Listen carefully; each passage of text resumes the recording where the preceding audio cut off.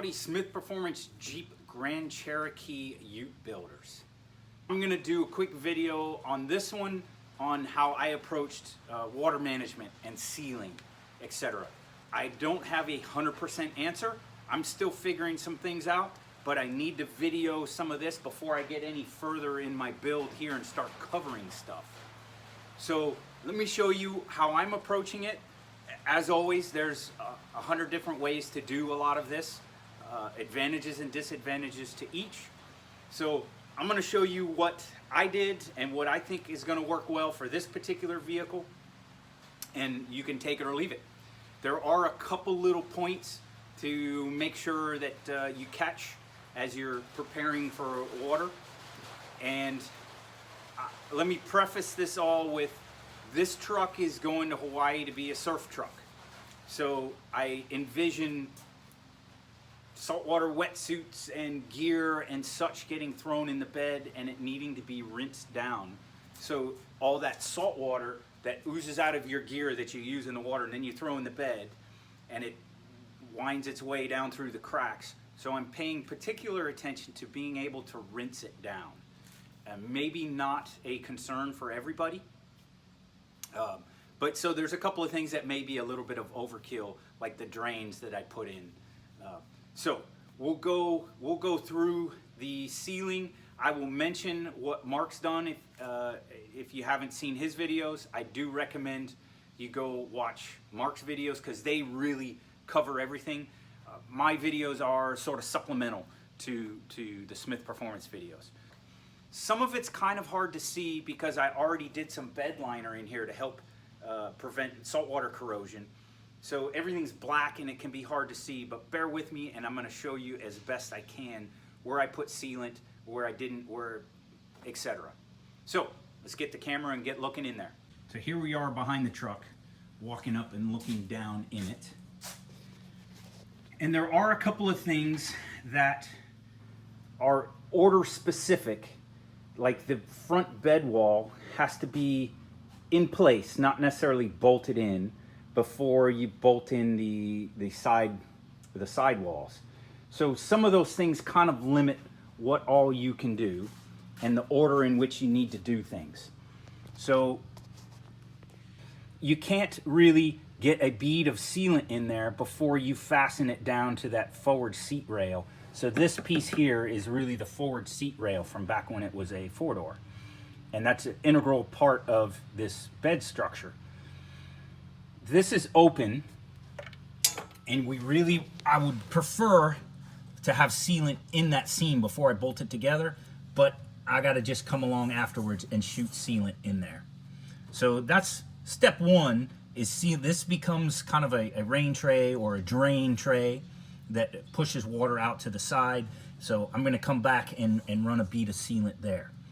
You have to bolt this, if you're gonna bolt this down, you can rivet it down, but if you're gonna bolt it down, before you can address sealing the holes that are here, you have to put those bolts in, so for access.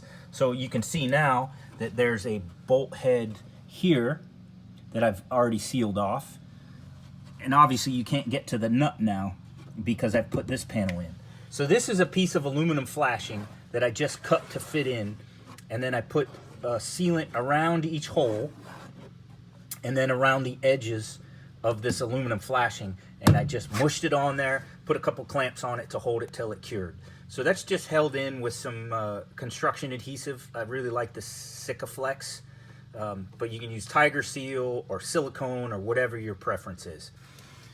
Mark's technique is to use expanding foam, and that will work too. I kind of like the aluminum. It's already surface treated, so you know, I did spray over it, so that's pretty well treated from saltwater corrosion, but the aluminum does pretty well, and that's one of the reasons I like to go to that. So I made two of them, one for left and one for right, and by the way, the template is the same, so I was able to just reverse my template and cut the second one from that same model.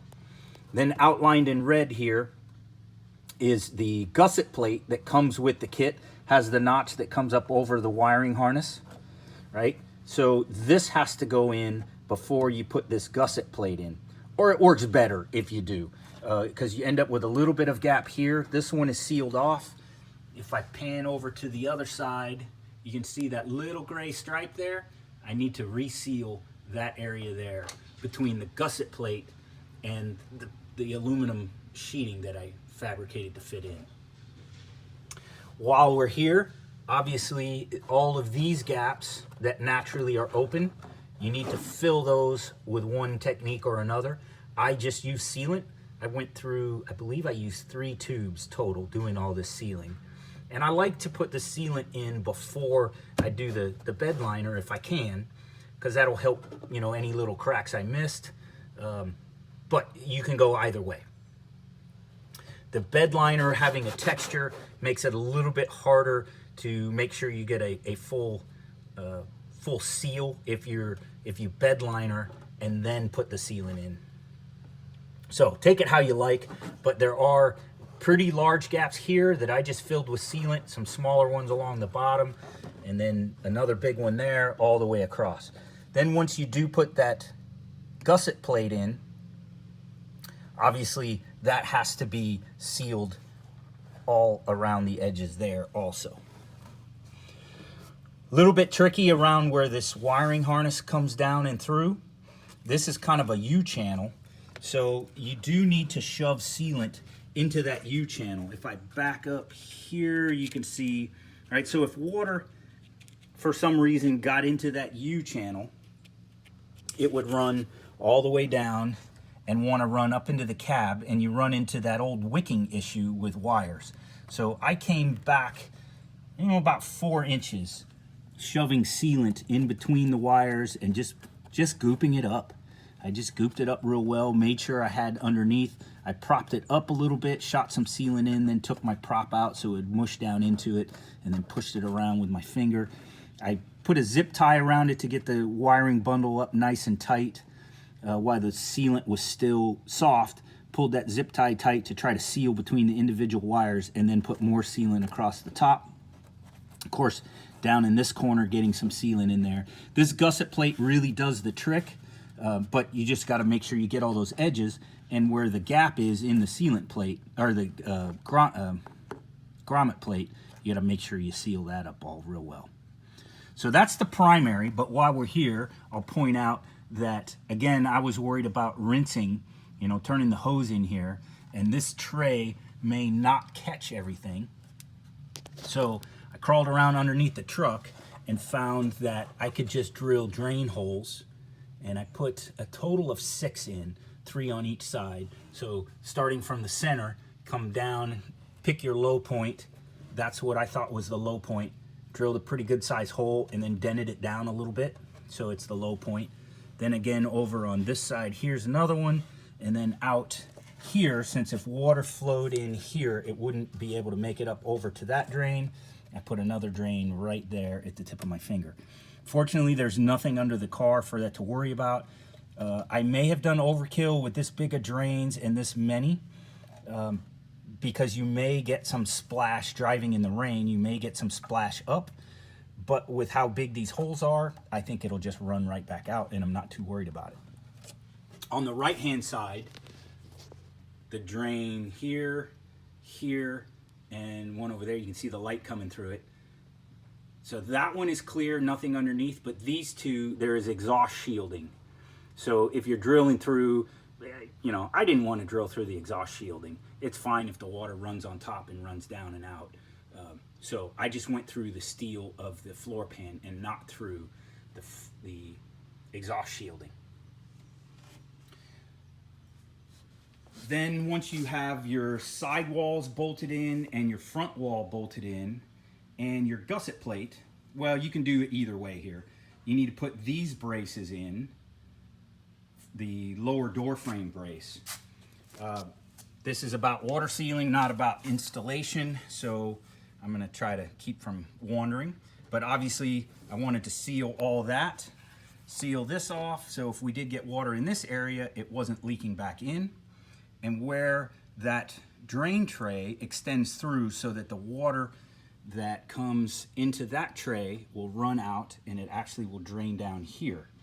Make sure you get these corners gooped up a little bit and sealed on the inside. So that corner there, and then inside this corner, so that water running in this tray is gonna all get funneled out that hole and go out the side. Instead of, if it runs through this crack, it'll end up in the cab. Runs through this crack, not too bad because it just comes down here, but you really don't want it going right onto the wiring harness there. So you gotta make just a little bit of a dam with some sealant on these edges, no big deal. The next piece of this has to do with, well, okay, you get the water here, now where does it go? Because we're gonna put the fiberglass quarter panel is gonna come on here. So one option would be to pull this little tread plate out, and you could run a drain through one or all of these holes, but it goes into a bit of a rail that runs fore and aft on this car. So I didn't particularly like that plan. I don't want water going into that rail, so I'd have to put a tube from this through that rail and hanging out underneath the car. This plastic piece does come underneath and cover the bottom of the rail, so you'd have to go through that piece also. So I am gonna opt to go the other route, which is sealing these holes up so that water will come down this, trickle down, will not go in those holes. And when I seal the quarter panel on here, I'm gonna have to leave a spot where there's not sealant so that water can trickle out and come down over the plastic here. And water on plastic, no big deal. I'd much rather have that than it running across steel. But the main thing is, don't do a full goop up with panel bond or however you fasten your quarter panels on, because there has to be a drain in here. I may even put a couple of zip ties in when I attach that quarter panel, and then before everything cures, pull those zip ties out so it'll leave some drain holes in this vicinity. But to seal these, I'm just gonna use this guy again and put sealant all around it and then pop that back in so that the water cannot get into those holes underneath it. So that'll be sealed back on. It's plastic, no big deal. Water will trickle down from here, come down and either come out this way, or even if it runs down this side and out here, that's fine. I may end up putting kind of a drain space underneath the quarter panel, both here and here, just in case the vehicle doesn't sit level or it doesn't all naturally want to drain here. Okay, then on the inside, obviously you want to treat all your seams the same. On the front side of the bed wall, you can't really see in there, but there are some spots down on the seams on the floor that I'd recommend just running you a bead of sealant there. That's primarily it. One more piece I'm going to show you, just because I started getting worried about, well, what if I get some water in here and it runs down and it's going to sit down in the bottom of these fenders, right? And typically these Jeeps rust out in this area. They're often rusty right here. Normally there is a breather, an exhauster that goes in this hole. I pulled it out just so you can see. It's really not a worry. There is a one-way flapper right here. That's actually a drain.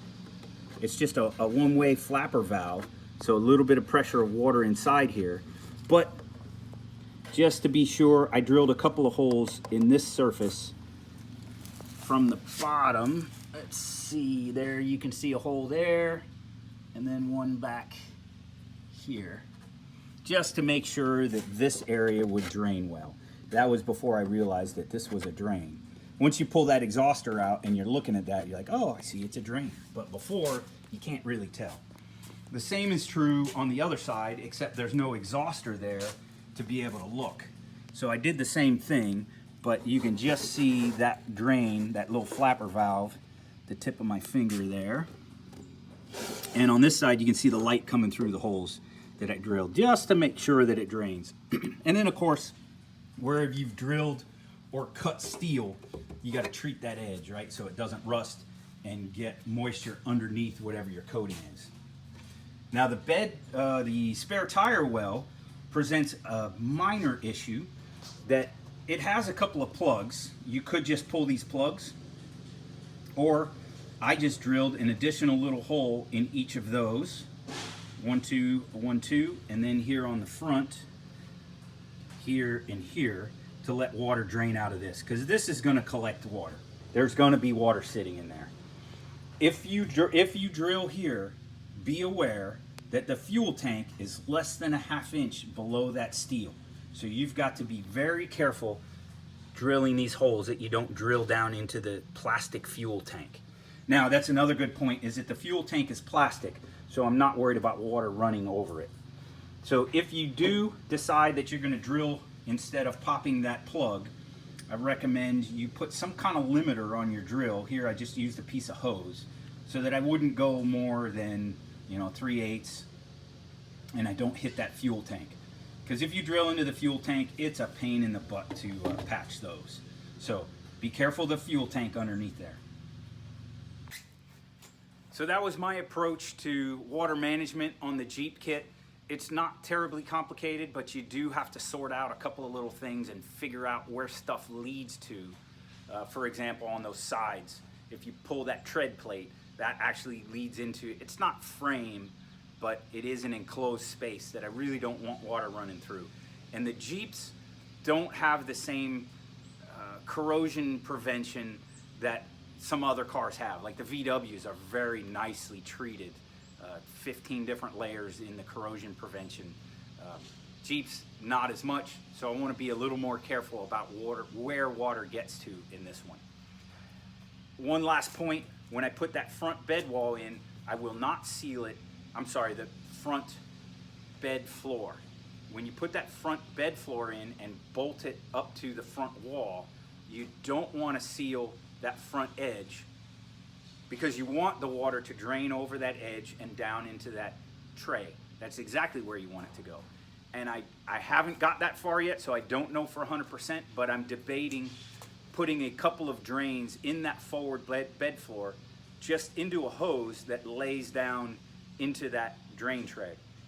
The whole idea is just to make sure that the water that comes from in the bed and comes through that bed floor drain will go into that drain tray and get kicked out to the side. Now, it isn't really that big a worry because I have those other drains drilled in outside of that tray, but the more you can keep water off the steel items, the better off you are.